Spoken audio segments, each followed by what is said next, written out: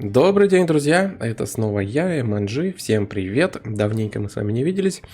И сегодня ко мне попала интересная инди-игра «Микроцивилизация». Давайте глянем, есть ли тут русский язык. Нет русского языка, ну не страшно. Я тут уже немножко поднастроил все. Я хочу вам показать эту игру. Я ее вот установил и просто пропал, не знаю, часов на 7. Вот я давненько такого не помню, чтобы я куда-то зашел и прям на 7 часов пропал из жизни просто человек. Пока я полностью не прошел весь доступный контент в этой микроцивилизации. Она еще в раннем доступе, версия, видите ли, 0.6. Выйдет она в какой-то более-менее внятном виде, наверное, только в следующем году. Но в ней уже можно пропасть на 7 часов. Итак, давайте нажмем «Новая игра». Русского языка здесь нет, но это вообще не страшно. Здесь минимум текста, селект. Выберите ваше первое исследование. У нас уже есть собирательство, да. Изучаем огонь. Давайте изучаем огонь. Что из себя представляет эта игра? То есть у нас один экран. Вот эта картинка, мы все время будем ее видеть. У нас есть свободное место 5, популяция 1 чувачок. Вот он стоит, наш поселенец, да. У нас вот есть еда, сейчас ее 0, да. Идет исследование благодаря этому чувачку. И есть вот такая панелька. Мы можем тыкать мышкой на нее. Как знаете, как в куки-кликере, ну, во всяких вот этих кликерах, да. И будет фармиться еда. Но еще есть такой лайфхак. На клавиатуре можно просто зажать кнопку А, и будет происходить вот этот автоклик. Ну, чтобы не кликать постоянно. Так мы фармим еду. Вот у нас место кончилось, да. Нам говорят, исследуйте, там дома, бла-бла-бла. Окей, мы изучили огонь. У нас открылся домик. Хата. Вот хата нам дает плюс 7 к жилищу, да, плюс 7 к жилищу. Вот у нас появилось дерево. То есть тоже нужно опять вот так тыкать, но я тыкать не буду, я буду просто зажимать кнопку S, и за меня будет фармиться. Видите, я зажал две кнопки, у меня идет фарм и того, и этого. Вот, ну, в принципе, частенько можно так кнопочки зажимать, это бывает полезно. Окей, идем дальше. Исследуем здесь деревянное что-то, да, инструменты. Давайте пока пофармим, пока у нас идет исследование. Вот народ у нас плодится. Начинают строить домики. Начинают здесь деревья рубить.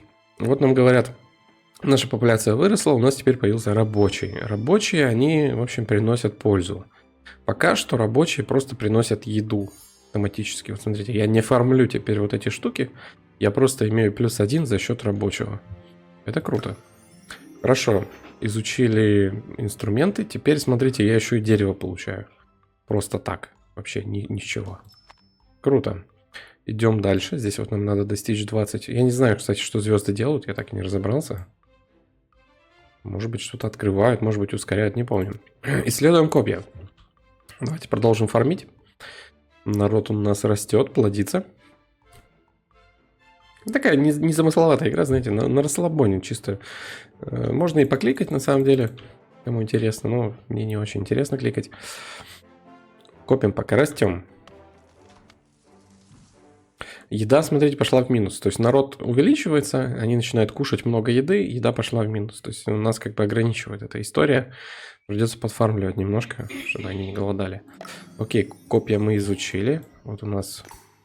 исследование, да? Это, короче, ускорение исследований дает вот эти штуки, если ты их успеваешь делать.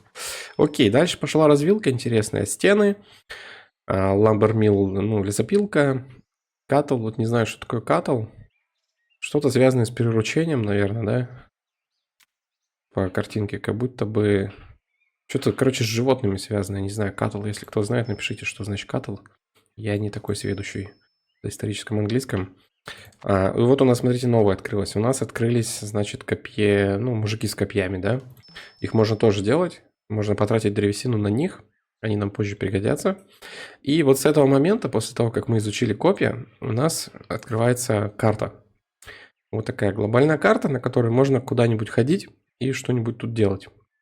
Самое выгодное вначале ходить, на самом деле, на мамонтов. Вот так вот. Тут есть выбор. Пойти на мамонтов или пойти дерево добывать. Вот я пойду на мамонтов, потому что они дадут мне еду. Как вы помните, у меня люди уже голодают. Неплохо было бы их подкормить. Вот я сюда, собственно, и пойду. Вот так мы делаем квестик.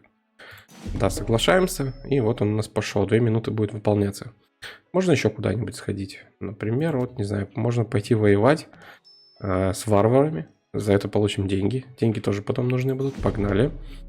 Можно еще пойти вот на разведочку, например. Что-то тут разведывать. Окей, вот 3 квеста взяли, и все, погнали. Собирается ватага такая, смотрите. Тут сразу 3 их собралось, потому что я сразу 3 нажал. И сейчас они побегут дружно выполнять это все дело. Пошли рейдом, короче, туда. Вот. Мы пока фармим и исследуем. Скорость исследования зависит от того, насколько много у вас народу. То есть у нас сейчас народу вот сколько, 29, здесь по идее 2,9 умноженное на 25%, вот, наверное, 3,6 и получилось. Ладно, пока фармим, пока нечего делать. Наблюдаем за медитативной картиночкой, смотрим, как товарищи у нас тут что-то таскают. Еда, кстати, в плюс, как-то неожиданно вышло. Я не понял, за счет чего. А, рабочий второй появился, да? У нас появился второй рабочий, как бы свободная рука. Он стал добывать еду, и вот бонус по еде пошел. Хоть какой-то. Хорошо. Пока фармим, ждем. Вот у нас исследовалась вот эта штука. Теперь стало гораздо больше еды. Воркеры теперь приносят больше еды. Шикарно, шикарно. Что еще? Ламбермил можно замутить? Давайте лесопилочку. Да, видите, бодрее рост пошел. Каждый раз, как вот эта полоска до конца доходит, появляется новый житель. Бац. Каждый раз, как хату я строю, 7 спейса получается. Отличненько. Работаем. Мы достигли 50 поселенцев. Давайте сделаем это. Что это даст нам? А, это нам героя принесло. Смотри, здесь еще такая штука есть. Это вкладочка типа корона, да? Это наша культура. Вот она, наша культура. Здесь у меня типа лидеры будут. И вот у меня герои открываются. Вот у меня открылся герой. Какой-то Арнетта Хилмич. Что он дает? Он нам, значит, влияет на бой 1-3. Если активен Ламбермил, то приносит камни.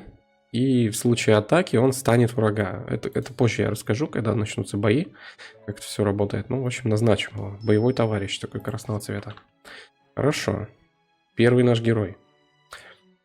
Так, фармим. Вот у нас уже красненьким фриспейс появляется. Вот, когда домов слишком много, и они пустые, появляется риск пожара. Видите, мне написали, слишком много пустых домов, вот, пожалуйста, может пожар случиться. Не делай много пустых домов. Окей. Ламбермил готов. Давайте мы его сразу сделаем. Forest Hut. Ну, лесная хижина, да, типа. Добыча дерева пассивная плюс 2 в секунду. И Charge эффект есть, тоже интересная штука. Давайте-ка ее сделаем. Я ее сразу забущу, нажимая сюда. Поставим исследование, ну, стены, в общем-то. Окей. И вот начинается контентик, да? Контентиус. Вот мы поставили эту хижину, и вот получается такая штука. Погодите, мамонты напали. С мамонтами надо повоевать. Мы берем, используем мечников. Вот так вот делаем. И делаем еще мечников. Мамонты, смотрите, напали. Вот так вот сделаны бои в этой игре. То есть каждый раз, как идет какой-то бой, или какой-то кризис, или какое-то нашествие, появляется вот такое событие с полоской. Типа ХП, да? На этой полоске могут быть какие-то события негативные, как правило. И как бы кризис идет своим чередом. И если он доходит до каких-то вот этих событий, то мы, собственно, получаем. Здесь у нас умрет человечек. Здесь у нас дом разрушат. Ну, базовые события, понятно. Но вообще потом они начнут суровыми довольно-таки быть. И борешься с ними ты путем вот кулачка такого, типа ополченцами, да? Мы теряем одного человечка, но наносим урон. Или мы делаем, собственно, бойцов, типа вот этих копейщиков, и ими, собственно, выигрываем. Ну, я буду за счет них, в общем, это делать сейчас. Вот на нас варвары уже напали, да? Тоже дома они хотят мои разрушать. Давайте бороться с ними. И причем, смотрите, как у меня был лидер, помните, лидер вот этот дает стан. Видите, у него написано, при атаке дает стан на 0.34, и при атаке дает стан на 2 секунды. Собственно, и вот я когда атакую, бац, срабатывает стан на 2 секунды. Красота. То есть это нам лидер помогает. Так, ну мы теперь запинаем их кулачком или нет? Кажется, мы их кулачком запинаем. Вот, когда кризисы мы преодолеваем, мы получаем всякие бафы, там вот всякую фигню. Сверху вот еда, вот здесь какой-то выбор у нас. Ну, не буду, тут что у нас, 60 беженцев на халявку, да, можно 120 домов или 60 золота, но придется деревом пожертвовать. Я, наверное, возьму вагабондов, беженцев, просто возьму их 60 штук. У меня как раз место есть, они сейчас сядут. Вот, и что, на чем мы здесь остановимся? Давайте кинем исследование, во-первых. Например, исследуем муку, почему бы нет. И я хотел рассказать по поводу вот этой механики лесопилки. То есть мы же когда-то сделали лесопилку, ее можно так включать и выключать. Когда мы ее включаем, у нас тратится работник, то есть он у нас в свободном режиме добывал еду, а когда я ее включил, он теперь как бы работает на лесопилке и начинает приносить мне пассивно вот это дерево. То есть без нее, да, у нас +1 в секунду, ну, плюс я могу еще сам фармить вот так кнопочкой. А если я включаю, то уже +3 в секунду и гораздо бодрее начинает фармиться вот здесь вот все, что связано с деревом. Вот так это работает. И плюс еще чарджи копятся, то есть можно так нажать, бац, сразу много домов построили. То есть я когда нажал сюда, я получил разово 240 дерева, и у меня на 240 дерева много домов сразу построилось. Примерно так это работает. Так, мне дали 2 героев новых, давайте посмотрим. Они из одного и того же теста. Тут, видите, слоты немножко разные. Тут вот вверх, тут вот вниз, тут квадратик, тут круг, ну то есть этот сюда. А здесь мы выбираем, да, кого туда. Они, в общем-то, оба по еде, оба про атаку, стратократии. Ну вот этот, наверное, поприкольнее, потому что у него 2 бонуса, а здесь 1. Давайте его возьмем. Еще их можно вот так разрушать, если они не нужны. Потом крафтить их можно будет. Но это уже совсем такая история для лейтгейма. Так, окей. Мамонтов победили здесь. 5 лидера дали. Давайте посмотрим, кто это. Вот сюда претендует он. У него тут, смотрите, какая-то интересная штука. Рационализм. Автоматический бой. Ну, это не очень интересно. Атака 1-3. Soldier Capacity. Не, какая-то фигня. Убираем. Достигнуть 100. Здесь что, опять лидер? Блин, ну с этими лидерами, конечно. Но зато новый, ладно, даже не глядя поставлю. Он нам больше дерева дает. Еще обилку интересную, которая снижает риск. Про риск тоже чуть позже расскажу. Окей. Давайте пофармим немножко. Хаты, людей. И посмотрим, что тут новое. У нас появился Хиллфорд. Он уже из камня делается. И вот смотрите, лесопилка дает 4,1. При вот этой штуке, да. Но из-за того, что я выбрал вот здесь вот в этом слоте то, что делается из камня, вот это как бы бессмысленно получается. То есть работает теперь только камень. Только ручками подфармить вот эти 140. Только так. Но это очень медленно, видите, поэтому я лучше, короче, хаты буду строить. Тут хоть как-то побыстрее строится. Хорошо, муку исследовали. Что он нам дает? 2 за клик. Теперь будем фармить быстрее. И вот здесь можно взять как раз-таки 2 за клик камня, чтобы каменные вещи побыстрее строить. Берем. И пойдемте еще куда-нибудь. Сгоняем, например, еще раз за мясом сходим. Возьмем вагабондов. Ну, то есть беженцев, да. То есть мы, по сути, идем рейдом на варваров, чтобы рабов залутать. А здесь деньги залутаем. И вот здесь как раз, смотрите, Tribal Village. То есть мы туда идем запросить дань у них, как бы, да. То есть это нам даст приток золота на 5 минут. Но дает нам, опять же, риск на 2 минуты 35%. Что такое риск? Риск — это вот эта вот фигня. То есть у нас есть куча там факторов, которые на них влияют. Могут быть пожары, события, лишние дома, не знаю, еще много чего там может там оказываться. Но вот в данном случае нам оказался варшанс. То, что мы делаем 2 квеста, которые влияют на этот риск. То есть мы пошли вот за этими ребятами, это дает нам 35% риска. Пошли за деньгами, это тоже дает 35% риска. Итого 65% риска. Я не очень понимаю, как они прокают эти шансы, но, в общем, когда здесь есть какой-то шанс, и особенно если он мигает красным, то рано или поздно мы словим какой-нибудь кризис нехороший. На нас нападут варвары или какая-то фигня случится и придется с ней бороться. Поэтому вот сюда надо будет обращать внимание периодически. Ну вот, пожалуйста, вот на нас напали варвары. То есть я даже не... Я отправил народ, да, вот этот. Они еще туда не прибыли, а уже варвары напали. Это как раз вот сработал этот риск. И риск уже, видите, не хухры-мухры пошел. По 48 человек хотят они убивать, а здесь вообще 146. То есть это, в принципе, конец нашей игры может наступить, если я сейчас проморгаю этот риск. Надо бороться. Сразу делаем вот так. И активно фармим копьеносцев. Мне вообще бы пережить, честно говоря, этот риск. Это может и не просто быть. Хорошо, что у нас есть стан. Он хоть как-то сдерживает. Но, похоже, 48 человек я потеряю. Ну, походу, да. Ну, прям я не успеваю, мне кажется. Да, 48 человек минус. Грустно, но ничего. А также есть торговля. Вот у нас вот это золото, которого пока что мало, да, но его можно использовать на торговлю. И здесь вот куча всего есть, но самое дешевое это еда. Плюс 2 в секунду на 5 минут можно закупить. Я, в принципе, на все деньги это сделал бы, чтобы быстрее популяция росла. Ну, давайте так. Ну и фармим пока. Все-таки 65%. Вот, мне тут, смотрите, какая штука. Я много фармлю, и вот этот круг у меня прям загорается, так типа я слишком сильно накликиваю. И из-за того, что я много накликиваю, у меня скоро начнет вот этот риск тоже из-за этого повышаться. Типа я слишком много требую от своих людей. Слишком задалбливаю их заданиями. Так, хорошо. И как мы исследовали, что еще можно? Вот есть sustainment, интересная штука. То есть мы плуг исследуем. Sustainment это очень интересно. То есть что оно дает? Мы как бы будем плодить больше народу от еды.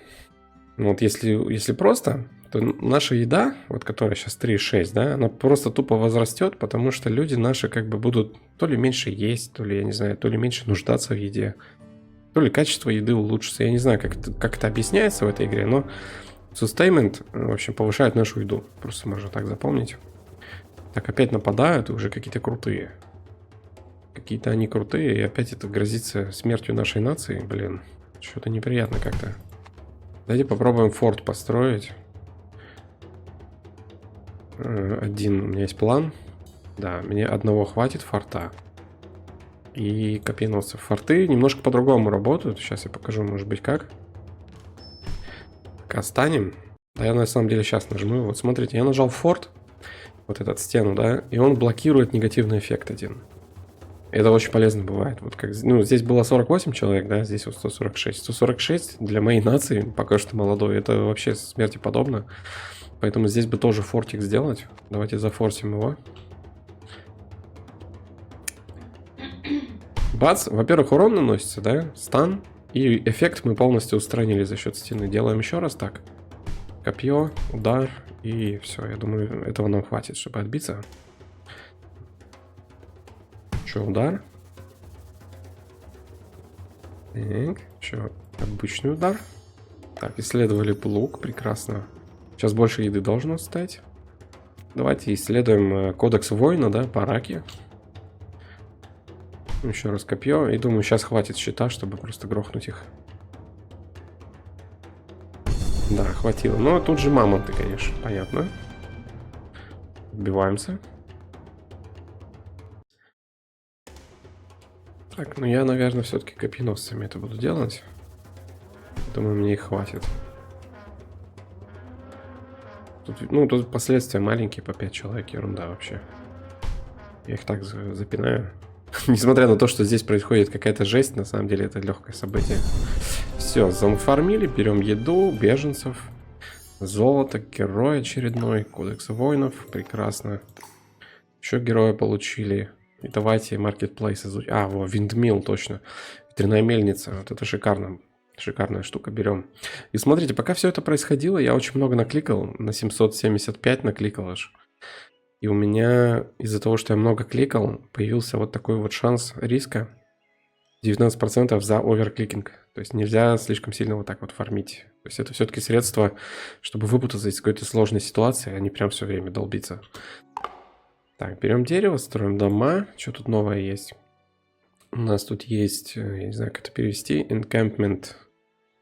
Ну, типа создание лагерей или баз, что-то туда. Ну, типа кемп, да. Mend, encampment. Укрытие, я не знаю, как это перевести. Кемп, лагерь. Mend это как бы в существительное превращается, а encampment. Боже, мои знания английского. В общем, укрепление, наверное. Мастерство строительства укреплений. Наверное, так это переводится. Делаем его. Что он нам даст? Бац, оно увеличило наш лимит. Вот появился фортик такой, да. И у нас теперь не по одной стенке, а 4 стенки можно сделать. Что очень хорошо. То есть можно запас какой-то сделать себе защитный. И плюс еще у нас, во-первых, воркер, смотрите, стал использоваться, чтобы вот этот лимит был. И у нас появилась вот такая обилка. Unit Damage 200%. То есть можно провести крутую атаку как-нибудь на какой-нибудь ивент. Полезно. Посмотрим на героев. Какой-то вот такой герой. Больше дерева, больше камня.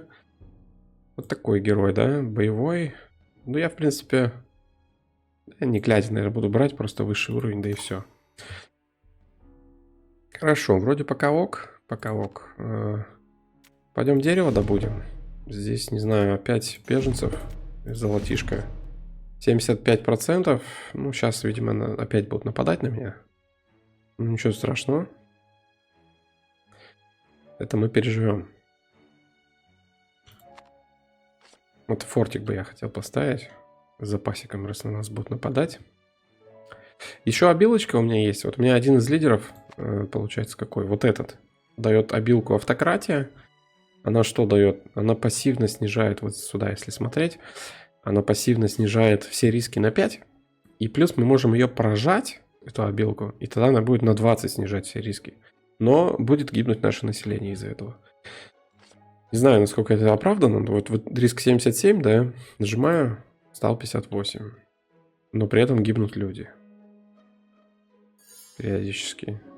Ну, как бы, не знаю. В принципе, я, наверное, лучше выберу риск. Защитимся и погнали в атаку. Наверное, с пиарменами. Вот можно, кстати, усилить. Вот смотрите, я усиляю сейчас атаку. Бац, она наносит в 2 раза больше урона. Неплохо. Так, на этот раз, кстати, станов нет. Я поменял лидера. У этого лидера нету станов. Надо будет как-то без станов разбираться. Попробую просто быстро их убивать. Это уже опасно, 146, блин. Хорошо, разобрались. Получили 2 лидеров. Одинаковые, да, какие-то? Это ерунда. Окей. Так, ну, я кликаю в начале игры, не стесняюсь. Доходы маленькие. Исследовал я здесь Поттери. Тоже полезная штука, по-моему. Что здесь еще есть? Бридинг. Как это правильно-то? Ну, типа... Ну, овечек бреют. Не знаю, тоже как-то перевести. Бридинг. Бритье, наверное. Так и переводится. Короче, больше еды будет с овечек. Берем. И у нас какой-то бонус тут есть. Дают опять лидера, да? Лидер, причем какой-то крутой, смотрите. Он, во-первых, стан дает. Неплохо. Виндмилл приносит дерево. Давайте его, слушайте, возьмем. Кажется, неплохо. Мне стан больше нравится, чем всякие другие бонусы. Можно рабочих снимать, на самом деле. Это элемент контроля определенного. Вот, например, я сейчас делаю стены из камня. Мне дерево не нужно. Я могу, в принципе, убрать человечка с дерева. Он будет еду добывать. Еда мне сейчас нужнее. Чтобы снизить риски, я, например, не кликаю. Чтобы вот эта вся история подспала. Можно еще заказать пару трейдов еды. Вообще больше еды было. Еще интересный пункт получается про население, да? У нас население, видите, здесь полоска есть, вот на серединке где-то. У него есть определенные чекпоинты, но когда до него доходит, у нас появляется новый воркер. А новый воркер — это всегда очень хорошо, потому что это можно назначить куда-нибудь или просто еду добывать он будет. Вот мы квесты выполнили какие-то.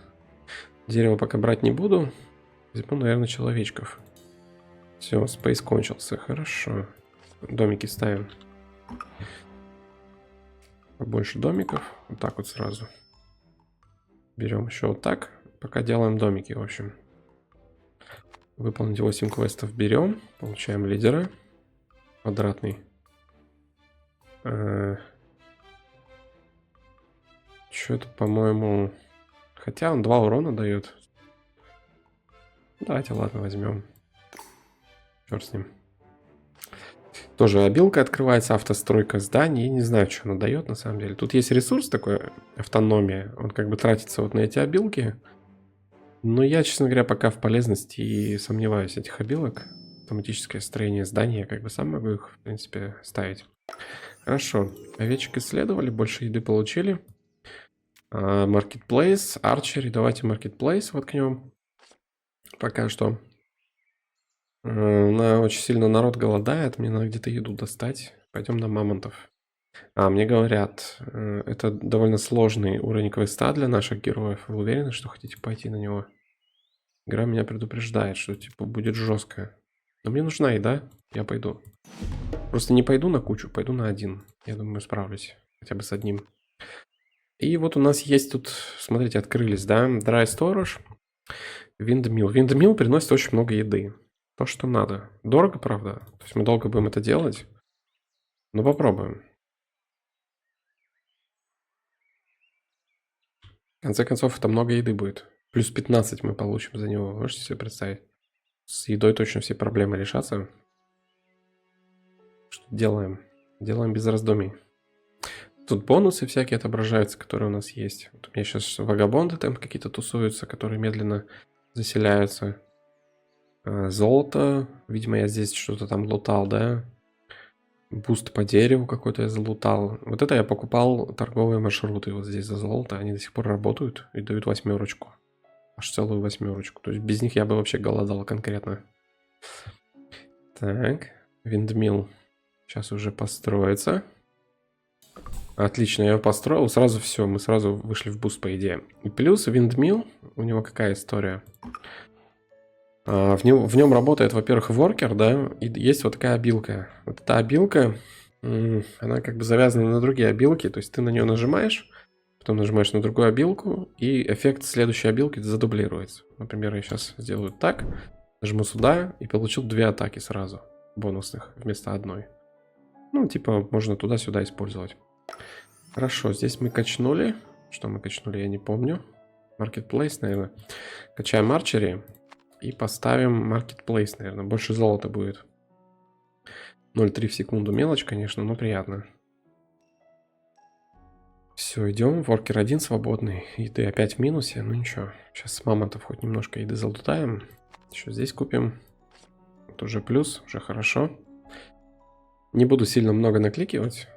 Тут все полыхает. Время года здесь меняется. Причем вот это вот все, что здесь происходит, оно все время меняется от того, что вы строите. То есть я ставил ключевые постройки, да, они вот поставились. Потом будут эпохи разные открываться. И здесь будет, там, я не знаю, римская эпоха, да, легионеры будут бегать. Потом средневековье появится, там замки будут стоять. Потом это заменится там на эпоху Ренессанса. Будут всякие красивые здания, церкви готические. Потом в новое время. Все время, вот реально как в цивилизации, все время идет вот эта вот история с заменой вот этого внешнего вида. Так, месть мамонтов на меня пошла, но у меня бонусные атаки конкретные. Первая пошла, и вот так я сделаю еще. И ударчик. Думаю, нормас. Арчери взяли.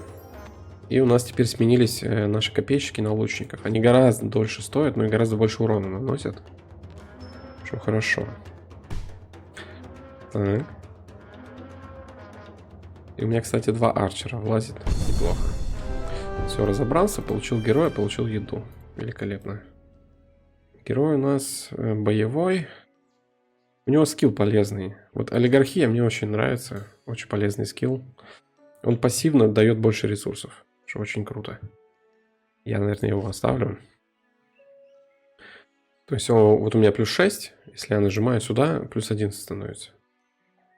Вообще шикарно. У меня, правда, повышается шанс риска, но в целом это окупает себя за счет большего количества ресов. Хорошо. Dry Storage еще я бы сделал. 3 Solder Capacity. И мы будем готовы, чтобы завершить этот обучающий сценарий. У нас осталось последнее исследование. Ascend. Возвышение, да? Если я правильно понимаю. То есть немножко подфармим, поставим Dry Storage, поделаем немножко лучников и пойдем туда. Там потому что вот такие последние исследования красного цвета, которые... У них есть, видите, какая штука. Шанс кризиса. И это не абы какой кризис. Это вам не мамонты будут. Это что-то серьезное может случиться. Поэтому лучше подготовиться к переходу как бы на следующую эпоху. Делаем Dry Storage. Автократию мы включили. Прирост дерева очень солидный. Но у нас людей, кстати, нет. Вот это косяк. У меня вот слишком мало воркеров. И я не могу сюда назначить 2 очка. Слушайте, я тогда, наверное, отключу башню. И вот сюда назначу. Чтобы здесь было 5. Я за счет них буду отбиваться все-таки. Да, наверное, как-то так. Немножко еды. Немножко домиков. Так, золото уже неплохо приходит. Потратим все. Немножко домов на прозапас поставлю. И, в принципе, да, погнали изучать. Да, вот мне как раз предупреждают, что нас ждет какой-то серьезный рандомный кризис. В рандомный момент исследования. Ты готов? Я готов. Берем арчеров и готовим арчеров. У нас есть дерево. У нас есть вот такой буст боевки. Берем его. Берем. Маркетплейса, кстати, обилка. Продать какую-нибудь ненужную другую обилку за деньги. Тоже бывает полезно. В принципе, я во все оружие, я готов. Жду.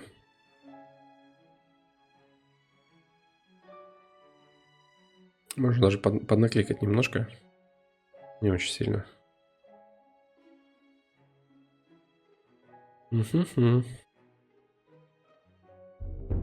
А вот и он. Неолитическая революция. Вы оцените просто масштабы. Первый же пункт минус 300 человек практически. И здесь пошли там сжечь половину всех домов. Капец. Здесь damage воркеры, то есть какая-нибудь рандомная вот эта штука отключится.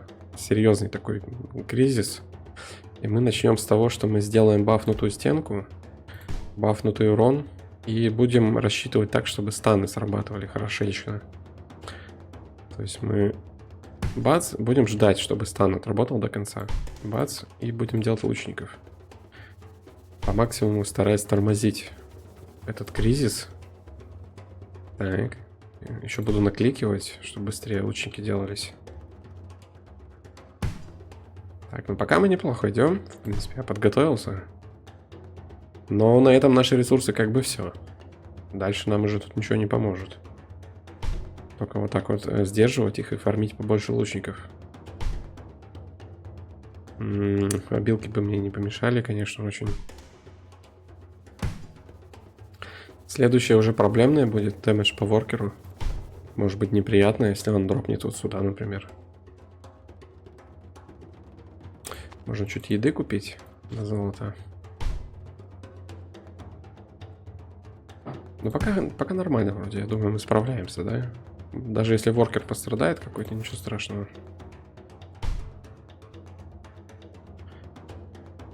Бац. Сейчас у нас подъедет обилка, тем более дерево. Мы ее задвоим. Смотрите, сейчас задвоим дерево. Получили сразу 2 лучника. Not bad. Продолжаем. Еще. И готово. Отлично. Все, мы справились. Можем починиться немножко. Ага. Восстание, да? Это вот этот шанс 38. Из-за того, что я много накликивал, из-за того, что у меня вот эта штука работает, сработал вот этот шанс по 38. Это, блин, неприятно, честно говоря. У меня еды нет. У меня проблемы сейчас будут. Черт.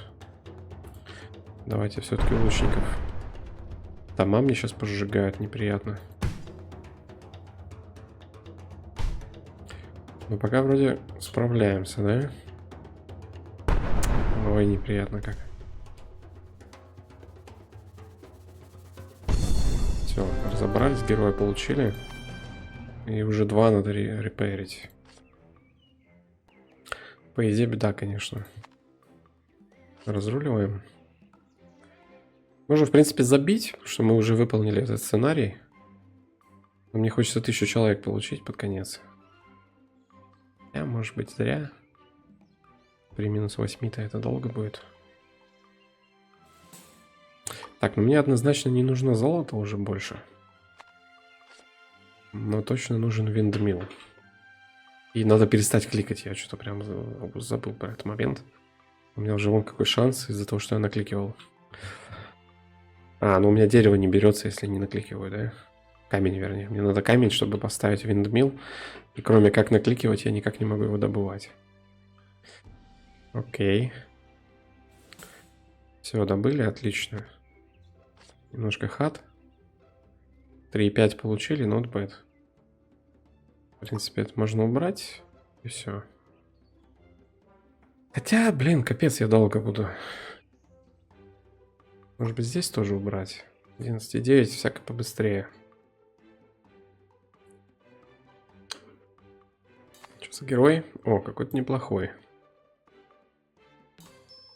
Да, я возьму. Пойдет. А сколько мы получаем народу? Сейчас посмотрим. По 10, да? То есть мне надо 15 циклов еще, чтобы 1000 народу получить. Что-то кажется, оно того не стоит. Ладно, закончим, в общем. Ну вот здесь вот, кстати, видно, видите, почему я хотел 1000? Я просто знаю уже, что за 1000 я получу там одну наградку определенную. Да ладно, господи, это же обзорное видео. Все. Миссия выполнена. Сейчас нам дадут наградки цивилизации. Нам за популяцию их дают, за уровень воркеров, за технологии. За квесты. Что там еще будет? Пережитые кризисы. Мы, кстати, не особо много пережили, но 10. И за золото, да? Тут вообще копейки. Окей. И открывается вот такая история. Такой древо технологии, типа. В нем можно сразу же изучить классическую эру. Изучаем. Осталось еще 3 вот этих штучки. Тут надо 5, немножко мне не хватило. Ну вот можем открыть Stonehenge Blueprint. Вот его откроем. Остается 1. И нам ни на что не хватит, да, на 1. Вот. То есть что-то мы исследовали. Ключевое, что мы исследовали новую эру. И если мы начинаем играть еще разок, то теперь, во-первых, мы начинаем сразу с вот этими лидерами. То есть наш следующий старт ускорен за счет них, потому что бонусы есть из-за разряда, знаете, там добыча ресурсов, всякая такая история, да. И наше древо, нам привычное, которое вот оно было, вот оно здесь закончилось в тот раз. Но теперь у нас здесь Division of Labor, ну, типа этот, как это называется-то? Труд, рабский труд, короче, да. Теперь у нас тут рабский труд. Открываем кирпичи, и все. И пошла классическая эра, и куча еще технологий этой классической эры. И мы теперь играем уже чуть дальше, чуть больше кризисов, чуть больше исследований, чуть больше всякой фигни. Вот здесь откроется. Больше мы увидим на карте. И по новой, пока мы не дойдем до новейшего времени, до новейшей там Второй мировой войны. И это на 0.6 версию. Дальше там будет больше. Там, видимо, еще добавится еще какое-то новейшее время, еще какие-то штуки. И прям прикольно. Не знаю, как вам. Может быть, смотрится это странно. Но это капец залипательная игра. Как я уже сказал, я залип часов на 7 просто, пока вот не смог всю ту карту до конца дойти, до Вавилоновской башни. Там еще сценарии потом какие-то открываются. Это я уж не щупал. Мне уже понравилось. Уже достойно, уже виш-лист, уже ждем. Игра огонь, ребята. Вот такая небольшая презентация. Кому понравилось, можете посмотреть на нее. Заценить игру. Ссылочка на игру будет в описании. Интересно, сколько людей ее делает. У меня есть подозрение, что опять один человек, может быть 2. Один рисует, один кодит. Ну, вы знаете, я люблю такие микроигры. Залипательные такие, сделанные небольшими командами, в которых можно прям проваливаться надолго. А здесь, если подвести контента, ну прям, походу, можно провалиться надолго. На этом все. Всем спасибо за просмотр. Рубрика «Инди-шедевры». Ожидайте следующие шедевры в будущем. Всем пока!